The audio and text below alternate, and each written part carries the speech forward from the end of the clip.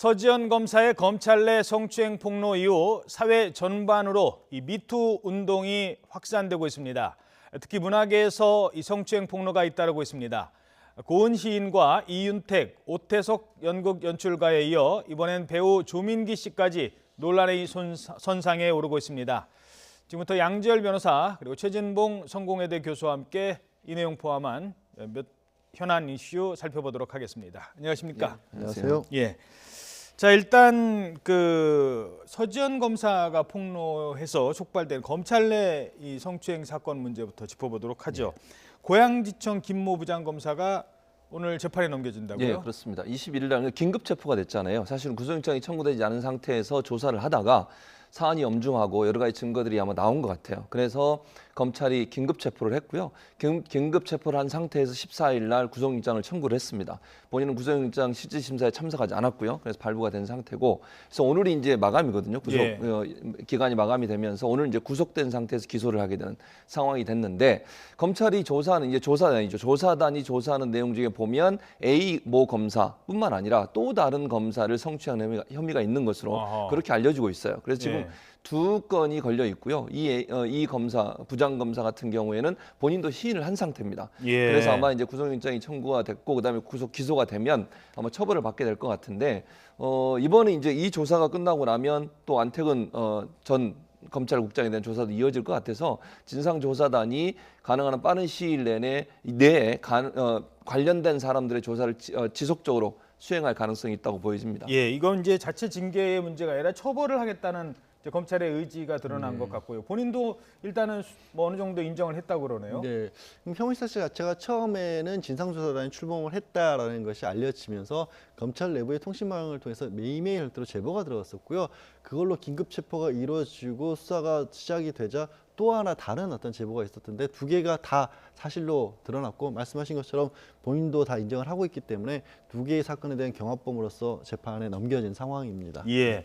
자, 근데 이 사건을 이렇게 흔히 이제 얘기할 때 서지현 검사 성추행 사건 뭐 이런 얘기를 하는데 사실은 그 피해자 이름을 굳이 밝힐 그렇죠. 필요는 없을 것 같고요. 사실 안태근 성추행 사건입니다. 그게 맞죠? 그렇죠. 예, 그게 맞죠. 성추행 저지른 사람 이름을 앞에다 내걸어서 이걸 하나의 어떤 주제로 만들어야 된다는 생각이 드는데, 정작 안태근 전 국장은 지금 아직 소환도 안 되고 있죠. 그 부분이 수사를 안 하고 있는 건 아니고요. 지난주였죠. 법무부 검찰국을 지금 검찰에서 이례적으로 압수수색을 했습니다. 어쨌든 검찰국이라고 하지만 법무부를 검찰이 압수수색한다는 자체가 거의 찾아보기 힘든 일이거든요. 그때 이제 압수수색한 이유가 다른 게 아니라 지금 말씀하신 안태근 전 검사장 같은 경우에 그 과거의 성추행 자체는 공소시효도 지났고 당시 신고죄 시절에 있었던 일이기 때문에 그거를 강제 수사를 할 수는 없습니다. 다만 그게 빌미가 돼서 인사에 불이익을 줬다, 이제 직권남용이라는 범죄가 될 수 있고, 그 일은 2014년에 2014년경에 이루어졌을 가능성이 있기 때문에 또 조사단에서 이게 실제로 그랬을 가능성이 있는 좀 진술 같은 것도 확보를 했다고 합니다. 자, 그렇다면 그러니까 성추행은 처벌을 뭐 시간 때문에 시효 때문에 못 한다고 한다면 인사상 불이익을 준 부분에 대해서는 처벌이 가능합니까? 네, 직권남용을 적용을 할 수가 있기 때문에 그게 이제 2013년 내지 2014년이고 공소시효도 충분히 남아 있고 형사처벌 대상이기도 하기 때문에, 그래서 말씀드린 것처럼 법무부 검찰국을 이제 조사단에서 압수수색을 한 겁니다.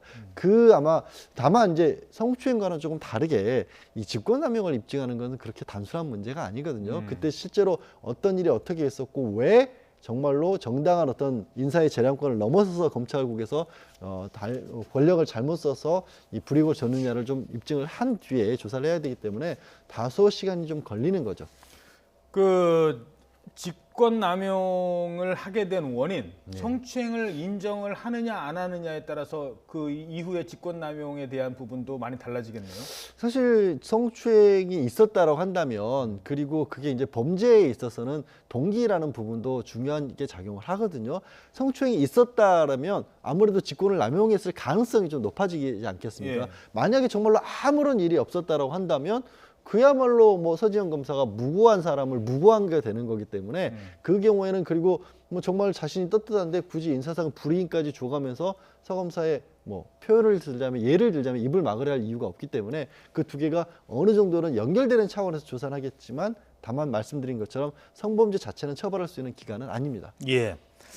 안태근 성추행 사건은 이제 다른 많은 피해자들로 하여금 분노를 일으켰고 같이 이제 미투 운동에 동참을 하고 있는데 특히 최근에 이제 문화계에서 이 성추행 폭로가 잇따르고 있어요. 그렇죠. 문화계로 이제 번지면서 이윤택 연출가 잘 아시는 것처럼 이제 그 이윤택 연출가의 성추행 사건도 드러났고 또 조민기 씨까지도 지금 논란이 되고 있는 상황이 됐거든요.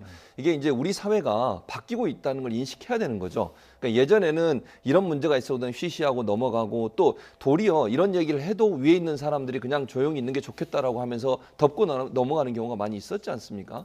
그러나 이제 서지현 검사의 폭로 이후에 안태근 성추행 사건 이후에 이 문제가 사회적 문제로 되면서 이제는 피해자들이 하나둘 자기 얘기를 목소리를 내기 시작하는 거죠. 그만큼 용기도 생겼고 우리 사회 분위기가 그걸 받아들일 수 있는 분위기로 바뀌고 있다는 것도 하나의 계기가 됐다고 보여지고요. 이번 기회에 이걸 뭐 어떤 분들은 또 이렇게 얘기하시는 분도 있어요. 이게 너무 많이 이게 드러나는 거 아니냐 얘기하는데요. 그렇지 않다고 봅니다. 저는 이런 문제가 오랫동안 적폐로 남아 있었다고 하면 하나하나 들춰내서 정리하고 우리 사회가 이제는 이런 성추행, 성폭행이 권력에 의해서 또는 어떤 권력 상하관계나 갑을관계에 의해서 일방적으로 이루어졌던 이런 사회적 분위기가 바뀌는데 아주 중요한 계기가 되지 않을까 하는 생각이 듭니다. 예. 조민기 씨 같은 경우는 지금 이제 본인은 아니다 이렇게 하고 내가 학교를 그만둔 거는 내 개인적인 이유였다 뭐 이런 식으로 지금 얘기를 하고 있는 것 같아요. 그러니까 루머, 그러니까 자신에 대해서 어떻게 보면은 그냥 학생들과의 자리에서 조금 친밀하게 어떤 관계를 가졌던 것도 있고 회식 같은 것도 있었던 건 맞지만 지금 어떻게 보면 주장하는 것과 같은 성적인 접촉이 있었던 건 아니다라고 반박을 하고 있는 상황이고 어쨌든 루머가 만들어진 것이었기 때문에 그런 뉴스가 돌았고 자기가 교수로서 또 연예인이라는 신분 때문에 자발적으로 내려간 거다라고 반발을 하고 있거든요. 하지만 이 모든 사건들이 공통된 게 어떻게 정도도 여러 가지지만 또 다수의 피해자가 있다는 거기 때문에 진실은 쉽게 드러날 겁니다. 그리고 게다가 이게 그 가해자로 지목된 사람들이요. 그 앞에 변호사님 계시지만 변호사들의 조언을 많이 받는 것 같아요. 딱 봐서 시효 지난 거는 인정해요. 네. 뭐 이윤택 감독도 서서히 인정하잖아요. 네. 근데 이제 성폭행 문제라든가 아니면 이렇게 시효에 걸리지 않은 사건화될 수 있는 거는 또 아니라고 하는. 법원에 가서 판단을 받겠다라는 그런 원론적인 얘기를 하고 있죠. 네. 하지만 예상하지 못했던 부분들이 저는 있는 것 같습니다. 다른 게 아니라 지금 이게 사회적 분위기 자체가 과거에는 내가 이걸 드러내는 걸로 해서 불이익을 얻을 수 있다거나 아니면 내가 드러내더라도 이게 제대로 사건이 처리가 되지 않을 것이다. 그런 좀 위축된 심리가 있었는데 지금은 그런 분위기가 아니지 않습니까? 과거의 일들을 용기 있게 폭로한 사람들이 있다라면 최근에 그런 일을 겪은 사람이 있다라면 따라서 나설 것이 거의 분명해 보이는 상황이라서 진실은 드러날 것이라고 저는 근데 봅니다. 저는 이 조민기 씨 사건 같은 경우에 학교에서 중징계를 내렸잖아요. 그러면 학교에서 중징계를 내릴 때 아무런 근거 없이 그렇게 징계를 내릴 수가 없는 거예요. 그러니까 학생들의 증언도 그렇지만 여러 이제 뭐 어제 인터뷰한 내용도 뭐 어느 학생은 실제 다른 학생의 가슴을 만지는 걸 봤다라고 얘기까지 하고 있거든요. 그런 증거가 없다고 하면 학교가 대체적으로 학교들이 보면 이게 교수 편을 들어주는 쪽이 더 강했던 게 예전의 모습들이에요. 그런 상황에서 중징계를 내렸다고 하면 웬만한 증거가 있지 않고서는 가능하지 않는 일이라고 저는 보여지거든요. 물론 이제 사실은 뭐 이제 검찰의 조사에 따라서 나오겠지만 지금의 정황상 보면 조민 씨가 얘기하시는 말씀이 대체적으로 좀 받아들이기 힘든 부분이 있지 않나 이런 생각이 들고요. 학교가 중징계를 할 정도라고 하면 일정 부분 뭔가 성추행에 관련된 행위가 있었을 가능성이 높다고 보는 것이 더 타당하지 않나 하는 생각은 듭니다. 예, 알겠습니다. 지금 거론되는 분들도 다 가족이 있고 자녀들이 다 있는데 왜 이런 일이 벌어졌는지 좀 다시 한번 반성을 하는 계기가 됐으면 하는 바람입니다. 다음 주제로 넘어가 보도록 하죠. MB 정부 초기 2008년이었죠. 국정원 특수활동비 2억 원이 추가로 건네진 정황이 포착이 됐습니다. 지금 보니까 간단하게 말씀을 드리면 김백준 전 총무기획관의 얘기인데 이명박 전 대통령이 가방을 주면서 이거를 누굽니까? 박재환 정무수석을 갖다 줘라. 네. 그 안에 2억 원이 들어있었는데 그게 이제 특수활동비였다. 이렇게 얘기를 하고 있거든요. 이게 지금 또 다른 추가 정도가 아니라요. 상황이 완전히 다른 겁니다. 이전까지는 김백준 전 기획관이 이명박 전 대통령을 위해서 내가 받았다라는 겁니다. 그러니까 전달이 국정원에서도 전 국정원장들도 인정을 하고 있고 특수활동비라도 인정을 하고 있고 김백준 기획관도 인정을 하고는 있었지만 쉽게 단순히 말해서 이명박 전 대통령은 나는 몰랐다라고 할 수 있는 상황이었던 겁니다. 근데 지금 나온 폭로는 이명박 대통령이 직접 그 돈을 줬다는 거거든요. 이게 완전히 얘기가 다른 겁니다. 단순한 추가 정도가 아니라 이명박 전 대통령이 지금까지는 물론 이것도 이제 사실인지는 밝혀져야겠지만 지금까지는 부인할 수 있는 여지 아무리 뭐 자신의 집사로 불리고 아무리 뭐 내 자금을 관리했다고 할지라도 국정원 특수활동비 나는 모르는 일이 왜 벌어졌는지 모르겠다고 할 수 있는 여지가 있었는데 예. 이게 지금 이 김백준 기획관이 새롭게 폭로한 게 사실이라면 그 얘기를 할 수가 없게 되는 거죠. 어쨌든 직접 돈을 이명박 전 대통령으로부터 받았다는 거니까요. 그러면은 지금까지 지금 말씀하신 것처럼 돈의 성격도 물론 다른 게 되는 거고 예. 이제는 용처에 대해서도 수사가 이제 계속 알 수 있는 대목이 나오는 거예요. 그렇죠. 정무수석에게 줬다고 하면 어쨌든 정치권과 연관돼 있는 거 아니겠습니까? 정무수석이 하는 일이 대국회 활동이고 그러다 보면 정치권과 연관돼 있거나 선거와 관련될 가능성이 높다고 보여지는 거죠. 지난번에 알려진 것이 여론조사를 한다든가. 그렇죠. 그렇게 하면 선거법 위반까지 되는 겁니다. 이거는 단순히 뇌물수수나 아니면 국고 손실의 문제뿐만 아니라 선거법과 연관돼 있기 때문에 그런 부분도 고려가 될 것 같고 또 하나는 지금 김백준 기획관이 이렇게 얘기했단 말은 국정으로부터 돈을 받는 라인이 김백준 라인 말고 다른 라인이 또 있었다는 거 아니에요. 본인이 아하. 직접 받든지. 예. 그래서 지금 김백준 기획관한테 줘서 이걸 정무수석에게 전달하라고 했다고 하면 국정으로부터 돈을 받는 특활비를 상납받았던 라인이 하나가 아니라 여러 개 라인이 수 있다. 이런 걸 본다고 하면 특활비가 지금에 드러난 것 외에 더 많은 정도의 특활비가 이명박 전 대통령께로 흘러 들어갔을 가능성도 충분히 예측 가능한 부분이라는 생각이 듭니다. 상황은 계속 그 이명박 전 대통령식이 불리한 쪽으로 가고 있는데 예. 아직까지 뭐 대응이라고 해야 아니다 정도만 나오고 있거든요. 뭐 다른 대응이 있을 수 있을까요? 지금 현재로서는 다른 대응이 있을 수가 없다고 봐요. 왜냐하면 워낙 증거나 진술들이 명확하고 정확하잖아요. 또 본인들의 측근이라고 얘기했던 사람들이 전부 다 하나둘씩 지금 상황을 바꾸고 있는 상황이 즉 태도를 바꾸고 있는 상황이란 말입니다. 그런 상황에서 이명박 전 대통령 측이 뭔가 제시를 하면서 아니다라고 얘기하는 것은 별 의미가 없어지는 거죠. 그래서 제가 볼 때는 지금 본인이 대통령을 할 때 수석실에 있었던 법률가들을 중심으로 해서 7, 8명의 법률팀을 만드는 것으로 알려지고 있어요. 그 말은 법률적으로 대응을 하겠다는 겁니다. 이걸 처음에 이명박 전 대통령은 정치 탄압이라고 얘기를 했었잖아요. 그런데 이게 먹히지 않은 상황이 돼버렸어요. 너무 많은 일들이 드러났고 너무 많은 증거와 진술들이 나온 상태에서 정치 탄압이라는 프레임으로 밀고 가기는 너무 이제 버거워졌다는 거죠. 그러면 결국 본인의 죄를 최소화하기 위해서 처벌을 최소화하기 위해서라도 법률적 조언을 받고 법률적인 대응을 할 가능성이 있다. 최소한 꼬리 자르기를 통해서 본인은 관여하지 않았다는 쪽으로 갈 가능성이 높다고 보여집니다. 예, 알겠습니다. 강원랜드 채용비리 사건 다시 지금 불거지고 있습니다. 어제 염동열 의원 보좌관 압수수색이 이루어졌거든요. 책상, 뭐 이거 사무실. 이렇게 되면 염동열 의원 그리고 권성동 의원에 대한 수사가 뭐 다시 시작됐다 이렇게 봐야 되나요? 아직 여태까지의 비김 수사의 명분은 염동열 의원과 권성동 의원을 직접 겨냥한 건 아니죠. 예. 다만 말씀하신 것처럼 보좌관들을 포함하는 10명에 대해서 사무실이라는 데가 주거지에 대한 압수수색을 했는데 지난번에 강원랜드 채용 비리와 관련해서 기소가 됐었을 때는 강원랜드 전 사장과 실무 담당자만 이 사람들이 이 부정 채용을 해서 업무 방해를 했다라고 기소를 했는데 문제는 누구의 부탁을 받아서 부정한 행동을 했는지가 안 나온 겁니다. 그러니까 뭔가 나쁜 일을 했는데 왜 그런 일을 했는지가 밝혀지지 않은 거예요. 공소장에 알 수 없는 사람들로 부탁을 받고 이 일을 저질렀다. 이게 상식적으로 납득이 안 가는 그렇죠. 그런 고소와 재판이 이루어졌던 거거든요. 예. 그 부분을 이제 일단은 그 부분을 제대로 기소를 하겠다라고 한 건데 다만 지금 이제 이 사건이 다시 불거지게 된 계기 중에 하나가 이제 안면 검사가 강원지청에서 자기가 이 일을 하면서 외압을 받았다라는 거. 특히 현직 검사 그리고 전직 이제 고검장이나 이런 분들의 이름이 직접적으로 내리락 하지 않았습니까?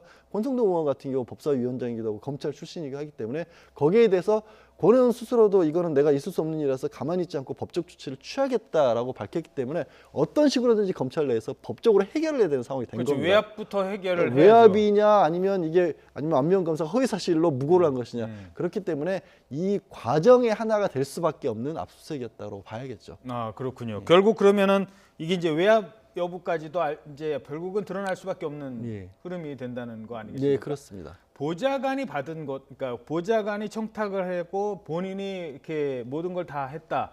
의원은 몰랐다라는 게 상식적으로는 가능합니까? 어떻게 보세요? 아니 그런 일이 뭐 가능성만 놓고 봤었을 때 아예 없지는 않습니다. 뭐 호랑이 권세를 얻고 여우가 위세를 떤다고 하지 않습니까? 예. 특히 정치권 주변에서는 이제 정치인도 그런 일들이 벌어지는 것을 극히 경계를 하는 편이긴 한데 이 권 의원이나 윤석열 의원 같은 경우도 과연 그런 사례에 해당할 것인지 워낙에 또 인사청탁 자체가 많은 사람의 숫자에 의해서 이루어졌고 일부 언론에서 파악한 걸 보면 굉장히 뭐 고압적이라고 해야 될까요? 한 사람도 떨어뜨리면 안 되는 식으로까지 보좌관이 얘기를 하고 있는 걸 보면 과연 이게 보좌관의 힘만으로 정말 가능할까라는 부분은 이제 수사를 통해서 밝혀지겠죠. 자, 이제 다시 또 국민 정치권으로 넘어올 가능성이 커졌습니다. 네. 왜냐하면 권성동 법사위원장이 사실 이 문제 때문에 여당에서 법사위원장 사회권에 문제가 있다고 네. 문제 제기를 했는데 그것 때문에 이 임시국회가 뭐 어제부터 겨우 시작됐습니다만 그렇죠.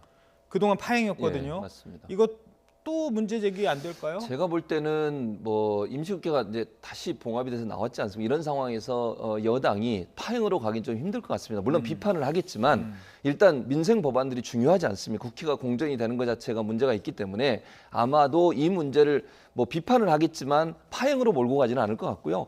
국회가 운영될 수 있도록 하는 데는 일정 부분 협조할 가능성이 있다고 보여집니다. 그래서 당장 지금 권성동 법사위원장의 물러나라 하는 그런 요구를 더 강하게 할 가능성은 낮다고 보지만 그럼에도 불구하고 이 수사 추이가 어떻게 진행되느냐에 따라서 여당은 다시 한 번 더 권성동 위원장에 대한 비판을 할 가능성이 있습니다. 그래서 이제 압수수색 끝났으니까 끝나고 나서 검찰이 수사 결과가 어떻게 나오느냐에 따라서 권성동 의원의 거취 문제는 또다시 정치권의 쟁점이 될 가능성은 있다고 보지만 당장은 이 문제 가지고 문제를 삼을 가능성은 낮다고 보여집니다. 예, 알겠습니다. 자, 오늘 국회가 이제 시작이 되면서 각 상임위가 이제 열리고 있는데 예. 운영위가 열리지 않습니까? 그렇죠. 운영위가 이제 청와대에도 관할 업무인데 이러다 보니까 오늘 임종석 비서실장이 비서실장이 출석을 하거든요. 맞습니다. 그동안 뭐 김여정 왔던 문제, 예. 뭐 지금의 미국의 통상 압력 예. 모든 게 다 지금 청와대를 향해서 올 것 같은데 어떻게 예. 전망하십니까? 아마도 이제 야당 입장에서는 청와대에 대한 공격 수위를 높일 것으로 보여집니다. 왜냐하면 지금 지방선거도 앞두고 있는 상황에서 강한 전투력을 보여야 되는 상황이고요. 청와대가 사실은 지금 현재 이 정도의 지지율을 갖고 있으면 지방선거도 결국은 청와대의 인기, 청와대의 어떤 지지율이 영향을 미칠 수밖에 없거든요. 그러니까 정당 지지율이나 대통령의 지지율 자체가 여당의 후보들에게는 강한 영향을 미칠 수밖에 없는 상황이기 때문에 대통령이나 청와대의 문제점을 강하게 지적하면서 본인들에게 돌아섰던 그 보수 유권자들을 다시 돌려오게 하는 시도를 할 가능성이 있다고 보여집니다. 그런 차원에서 본다고 하면 김여정에 대한 문제도 거론을 할 것이고요.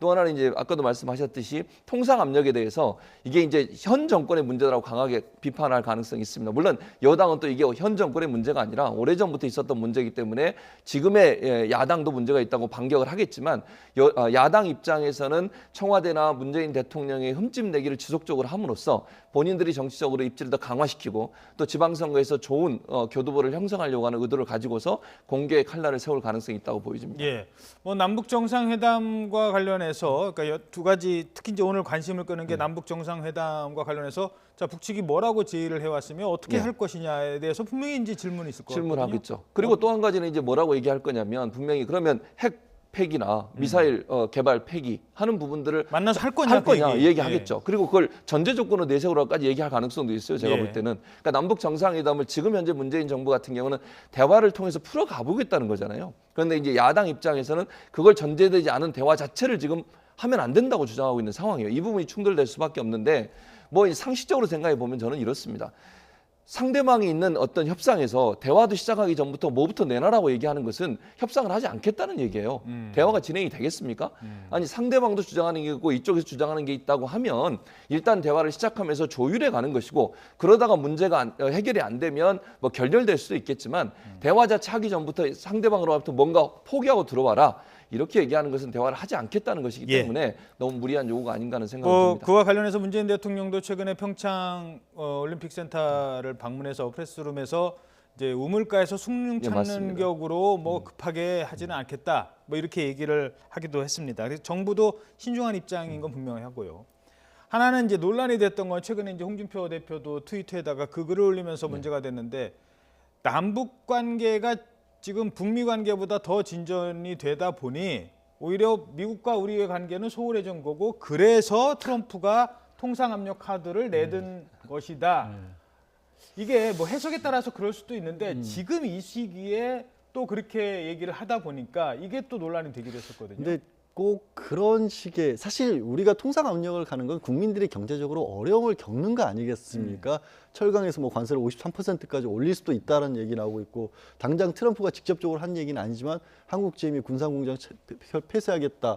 트럼프는 또 그것이 자신의 공적이라고까지 공공이라고 얘기하고 있는 상황입니다. 예. 그리고 트럼프 대통령이 뭐라고 했냐면 안보에 있어서 동맹과 경제에 있어서 동맹은 별개의 문제다라고 트럼프 대통령 본인도 얘기를 했습니다. 그러면 이거는 어떻게 봤었을 때는 트럼프 대통령이라고 하는 사람이 계속해서 사업가적 기준으로서 경제 문제를 강조해 왔었고 일본이나 우리나라를 왔었을 때도 경제 문제에 대해서는 절대 양보하는 모습이 아니라 정말 철저하게 사업가적 마인드를 보였거든요. 그러면 이게 우리나라가 겪고 있는 어려움인 거고 이 경제 문제를 어떻게 같이 타개해야 될까를 찾아야 될 거지. 예. 이게 당사자들도 안보와 상관이 없다고 하는데 그거를 덜컥 야당 대표가 나서서 이거는 안보 문제를 잘못하기 때문에 우리를 혼내는 거다라고 해버리면 그럼 북한과 갈등을 계속 유지하라는 얘기인가요? 뭐 아니면 미국을 무조건 손잡고 그러면 트럼프 대통령이 하자고 다 따라가야 된다는 얘기인가요? 좀 그러니까 야당 대표로서 현 정권에서 견제와 비판이 필요한 부분들은 있지만 이런 공격은 조금 부적절하지 않을까 하는 생각입니다. 예. 결국 이제 화력은 장착을 했습니다만 그거를 정말 국민들이 공감할 수 있는 부위에 적재적소에 터뜨려 주느냐 이게 야당의 사실 중요한 역할인데 그런 부분이 오늘 좀 지켜볼 대목인 것 같습니다. 다른 얘기 있습니다만 이 얘기를 좀 짚어보도록 하죠. 최근에 박지원 의원과 안철수 대표가 지금 뭐 트위터에서도 진실 공방을 벌이고 있습니다. 일단 그게 어디서부터 시작된 얘기인지, 그러니까 등장인물이 있습니다. 남경필 지사, 그다음에 안철수 전 대표 두 사람이 만났는데 무슨 얘기가 나왔다고요? 그렇죠. 그 얘기 중에 지금 말씀하신 것처럼 민주당과 문재인 대통령을 주적이라고 표현했다는 말이 있었다는 거예요. 누가 그 얘기를 했다는 그 거죠? 얘기를 그러니까 누가 했는지는 밝히지 않았어요. 두 사람 중에 한 명이 했다라고만 얘기를 한 상태예요. 예. 그러니까 안철수 대표가 했는지 전 대표가 했는지 남경필 지사가 했는지는 명확하게 나오지 않은 상황에서 두 사람의 대화 내용을 누군가 전달해 듣고 그걸 박지원 지금 이제 의원에게 얘기를 했다는 거죠. 그 얘기를 의원총회에서 이제 얘기를 한 거죠. 그러니까 박지원 의원은 그걸 얘기한 거고요. 그러니까 박지원 의원은 직접 듣지는 않았지만 제3자를 통해서 두 사람의 대화 중에 주적이라는 표현이 나왔고 그 주적이 민주당과 문재인 대통령이다라고 하는 얘기가 있었다고 하는 것을 박지원 의원이 이제 SNS에 올린 거죠. 예. 그리고 나서 안철수 전 대표 그리고 남경필 지사는 그런 얘기 한 적이 없다라고 지금 공격을 다시 하고 있는 상황이고 사과하라고 지금 주장하고 있는 내용인데 뭐 모르겠어요. 그게 진실인지 아닌지는 지금 모르는 거 아니겠습니까? 뭐 박지원 의원은 그렇게 했다고 얘기하는 것이고 안철수 전 대표와 남경필 지사는 아니라고 얘기하는데 만약에 사실이라고 가정을 하고 말씀을 드리면 이건 어디까지 지금 전달이 될 수 있냐면 박지원 의원 입장에 이런 거 이렇게 보는 거 아니겠습니까? 새로 만들어진 바른정당과 국민의당이 합쳐서 만들어진 바른미래당이 결국은 보수의 전체를 아우르는 정당으로 가려는 의도를 갖고 있다고 볼 수밖에 없는 거잖아요. 이 말이 사실이라고 하면 그럼 결국 자유한국당과도 연대를 할 수 있는 그런 모습의 정당이라고 비판을 하려고 하는 것 같아요. 그러니까 저쪽 편이다. 쉽게 그렇죠. 말해서. 그러니까 네. 양당 뭐 예를 들면 민주당과 뭐 평화민주당인가요? 거기는 거의 비슷한 성향을 갖고 있고 바른미래당과 자유한국당은 같은 성향을 갖고 있다. 이렇게 지금 이분화하려는 의도를 갖고 있다고 보여지고요. 그것은 지방선거에도 중요한 영향을 미칠 수밖에 없어요. 그렇죠. 특히 호남이 중요한 그 평화민주당, 그렇죠. 예, 이 민주평화당에서는 그럼요. 그러다 보니까 결국 바른미래당과 자유한국당이 연대까지 할 수 있는 거 아니냐. 그건 또 예전에 바른미래당이 출범하기 전부터 계속 논란이 됐던 게 안철수 전 대표가 결국 보수의 아이콘이 돼서 대선 후보로 나오려고 하는 의도를 가지고 바른미래당을 창당한 게 아닌가 하는 비판을 또는 그런 어떤 지적을 정당화시키고 또 사실화시키는 하나의 어떤 계기가 될 수도 있다. 이런 차원에서 이 논란이 중요한 어떤 이슈가 되는 상황이라고 볼 수 있겠습니다. 우리가 일상생활에서 옛날에 그 정말 주적 논란이 국회에서 그 말 한마디로 정말 여러 그 논란이 있었지 않습니까? 우리 헌정사에 나오는 얘기인데 그때 빼놓고 주적이라는 얘기를 거의 씁니까? 쓰질 않죠. 그러니까 얘기한 사람이 얘기했다면 그건 당연히 기억을 할 거고 네. 들은 사람도 저 단어를 듣지도 않았는데 얘기를 하는 경우도 쉽지 않아 보이고요. 박지원 전 대표도 이런 얘기 하십니다. 주적이란 말을 자주 쓰는 말이 아닌 건 맞다. 그렇다고 또 아예 안 쓰는 말도 아니지 않느냐. 참 애매하게 지금 말씀하시는데 이게 또 누군가로부터 전해 들은 말이기 때문에 예. 이 전해 들은 사람이 어떻게 얘기를 했는지 주적이란 단어를 써가면서 얘기를 했는지 아니면 취지만 그런 식으로 얘기했는지 모르는데 문제는 이게 효과가 묘하게 효과를 가지고 오는 것 같습니다. 지금 잠깐 말씀하신 것처럼 바른미래당과 자유한국당이 혹시라도 선거를 앞두고 어떤 연대라든가 이런 걸 하게 되면 지금은 이 말이 나오자면 우리는 그런 일 없다라고 얘기하지 않습니까? 그럼 박지원 대표는 이제 와서 야, 이제 말 뒤집는다라는 얘기를 할 수 있는 단초를 만든 거가 되고요. 두 번째로는 남경필 지사나 안철수 전 대표 입장에서는 혹시 둘 중 우리의 측근 중에 누군가 한 사람이 이런 얘기를 했다면 서로가 약간 한쪽을 배신한 것처럼 될 수 있는 거거든요. 예. 이게 약간의 이관계처럼 작용을 할 수도 있는 겁니다. 물론 제가 뭐 박지원 대표가 이걸 노렸다 이런 게 아니라 이 정치적 효과가 그런 식으로 날 수도 있다라는 생각도 들어서 야, 이거를 박지원 대표가 정치 구단이라는 예. 말씀을 드는 게 이래서인가 싶기도 합니다. 안철수 대표가 참 박지원 대표와 한솥밥을 먹던 사이였는데 지금 이런 상황까지 왔고 법적 대응을 한다고 합니다. 하나만 간단하게 짚어보죠. 그런 걸 떠나서 선거라는 거 평론가시니까 이제 전망을 하지 않습니까? 지금 일각에서는 정말로 바른미래당과 자유한국당의 연대 가능성은 있는 그거를 점치는 사람들도 많은 건 사실이잖아요. 그렇죠. 사실이죠. 그러니까 그게 가능성이 있지만 지금 현재는 속단하기는 어려운 상황이에요. 앞으로 이제 시간이 좀 남아 있는 상황이고 첫째는 지지율이 어떻게 가느냐가 가장 중요할 거라고 저는 생각을 합니다. 현재의 지지율로 계속 간다고 하면 그럴 가능성이 높아진다고 보여지고요. 바른미래당이 어떤 형태로든 지지율이 약간 올라가고 민주당의 지지율이 떨어지는 상황이 된다고 하면 독자적으로 가겠지만 지금 상황에서 이런 지지율로 계속 가게 되면 사실 자유한국당이나 바른미래당 같은 경우에는 돌파구를 찾을 가능성이 있잖아요. 그렇게 됐을 경우에 지역별로라도 완전히 선거연대를 하지 않더라도 지역별로라도 선거연대를 할 가능성은 있다. 그건 결국 민주당의 독주를 막아보려는 의도가 같은 의도를 갖고 있기 때문에 결국 이제 대항하는 어떤 대상이 민주당 하나로 남아 있는 것이고 그것은 결국 서로가 연합할 수 있는 기회를 제공해주는 그런 시기는 올 수 있다라고 보여집니다. 예, 게다가 서울시장 나올 것으로 보이는 안철수 전 대표와 경기도지사 다음 당을 다시 가서 자유한국당으로 나올 두 사람이 만난 자리였기 때문에 그런 생각들은 좀 해봤을 것 같습니다. 네, 여기까지 듣도록 하겠습니다. 양지열 변호사, 최진봉 교수였습니다. 두 분 고맙습니다. 네, 고맙습니다.